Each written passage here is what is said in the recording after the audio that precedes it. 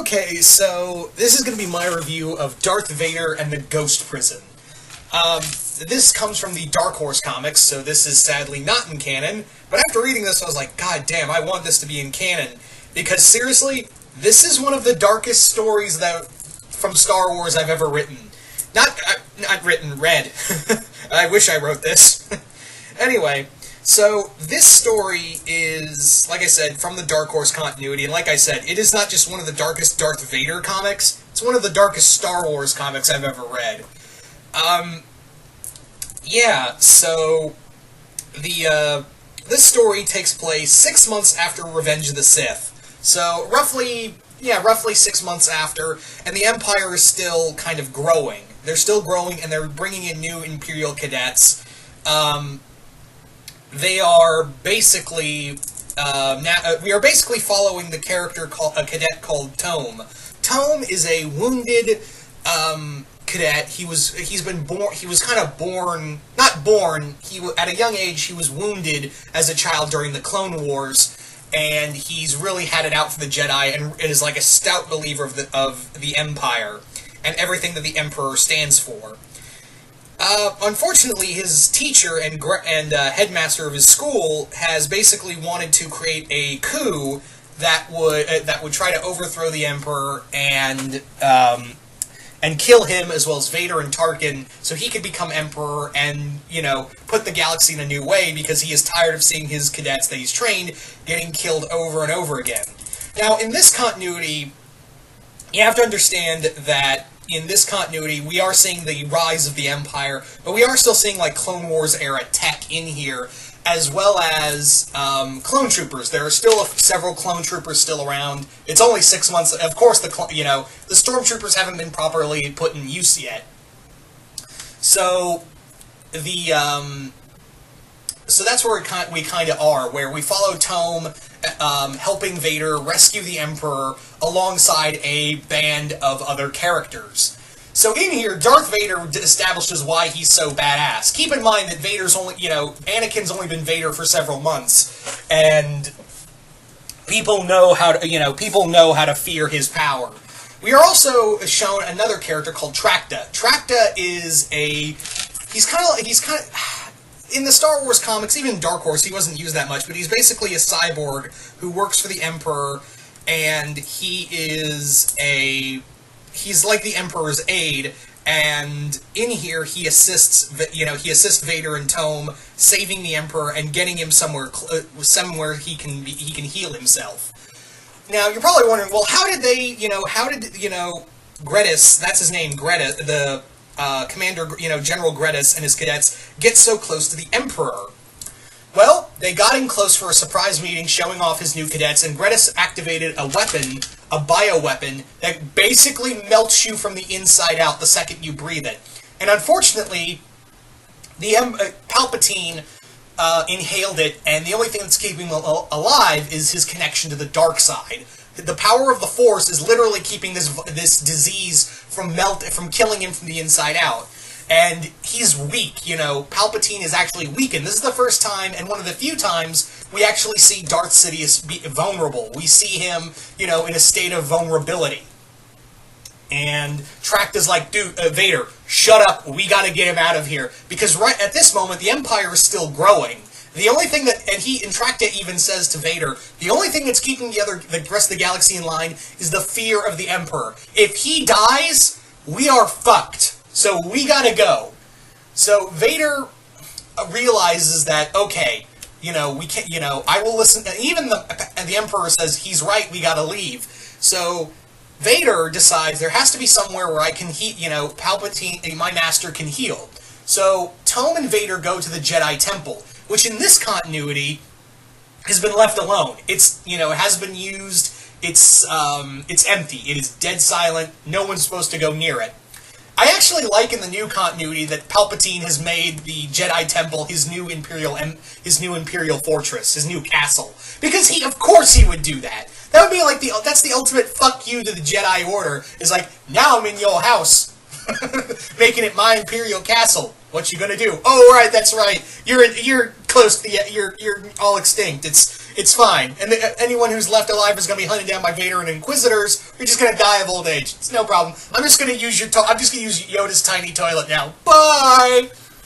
So yeah, that's one of the few things I like in the new canon, that Palpatine, rather than I think he did have it demolished later on in the old continuity. I'm not sure.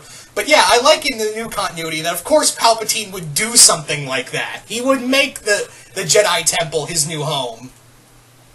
So anyway, getting back to the point of this, Vader and Tome go into the Master's room, and where Vader activates a recording and discovers that the Jedi Masters were keeping this place called the Ghost Prison on the edge of the galaxy, where they've been holding during the Clone Wars, they held all of, like, Dooku's top warriors, they held his assassins, cyborgs, mind readers, Darksiders, Jedi who have fallen. It's kind of like the Citadel.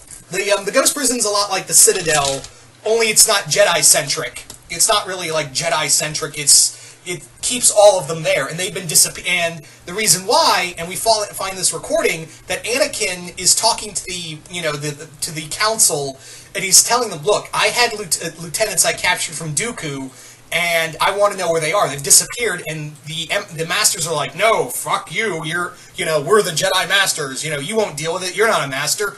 And of course Mace Windu's a total dick this whole time, and keep in mind, this is during, right now Anakin is working for, Palpatine as his representative on the Jedi Council.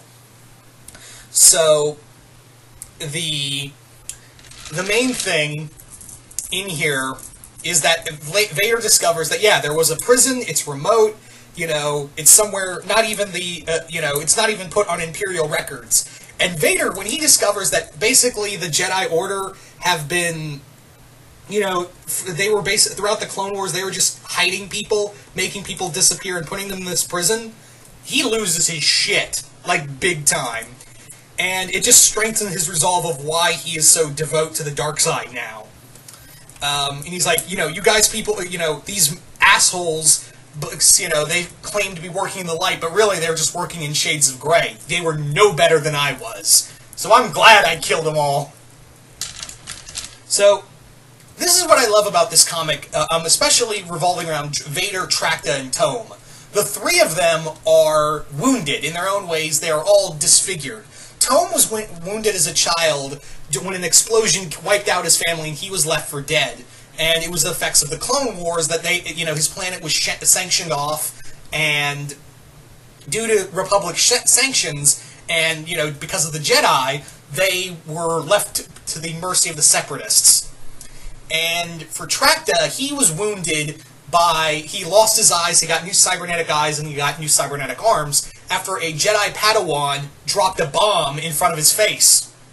And of course we know how Vader became what he is. So it's interesting that our three main characters are in their own way twisted twisted by fate. And they are the only thing helping protecting the Emperor, along with a few other small inmates they take from the Ghost Prison, and they're the only things that can help the Emperor. And trust me, Vader does some dark shit in here. He just flat out murders people left and right. Tome is he's very naive in believing in the Empire. Even though he has a lot of respect for Gredis, the main villain, I guess you could say, quote-unquote, villain of this story, he understands that, yeah, he's just tired of watching his men die left and right. So, there's the rub. That he understands it, but he's like, no, the Empire is right, and I'm gonna stop them. And, yeah, Vader is cold-hearted, he will take out people left and right, and at the end of it, Gredis, who thinks that Vader and the Emperor are gone, all he needs to do is take out Tarkin. Of course, Vader, the inmates, Tarkin, Tome, and Tracta come in, kill everybody. Palpatine comes in, just fries Gredis, but keeps him alive, because he's a sick fuck like that.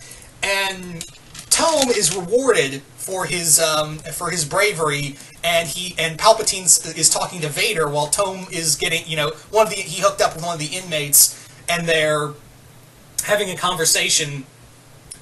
And Palpatine, while he's talking to Vader, he's like, I want Tome to be your aide. I want him to be your aide, and who knows, maybe he'll be your successor. And I was like, wrong words. So Tome, this is the most fucked up part of the whole comic, is the end of the comic. So Tome, oh Lord, Tome is talking to Vader, and he's like, I'm so honored to be your aide. I'm looking forward to seeing what you can teach me, Vader. And Vader's like, I have only one lesson to teach you. He grabs Tome, he's like, never suffer rivals. And he just chucks him off the side of the building and throws him to his death. That's the end of the comic. Right there. Oh, man. Like I said, it's a very fucked up ending, but it's a very fucked up comic throughout the way, because you follow Tome, and he's seeing the Empire just for its raw anger, and just raw evil it has, but he's so loyal to it. And everyone has these great points back and forth. You have Gredis, who just wants to, even though he wants to become Emperor, but it's for a different reason, and he believes he can bring order through his military, and he just doesn't want to see anyone die anymore. He's tired of wars. He was a Clone Wars veteran. Of course, we know Vader's whole spiel. We also, in here, get to see Vader cast Force Lightning, which, for those who don't know, Vader's Force Lightning is a little different because, of course, of his prosthetic limbs. Basically, Vader can just discharge electricity from his suit that's guided by the Force. At least that's kind of how it's explained in some comics. Could be a different way, but that's how it was in the original Dark Horse comics. Anyway, so this comic is totally epic. It's totally also hard to find. Seriously, it is so fucking hard to find. I had to read this online, actually. It's on YouTube on a whole, and you can read it from there. But if you can, try your best to find this. It's starting to become that the Dark Horse comics are becoming like ancient relics. Like, every time I go to a convention, I try to find Dark Horse Star Wars comics, in the hopes of, like, finding great ones. So, yeah, I'm always on the lookout for those, and just like, okay, found this. It's like finding relics like Indiana Jones. But anyway, so there you go, guys. That is my review for Darth Vader in the Ghost Prison. Just comment, and if you've read the comic, just comment below, let me know. Did you guys like it? Did you guys hate it? Just let me know in the comments below. And once again, hope you all enjoyed this, and I will see you guys later.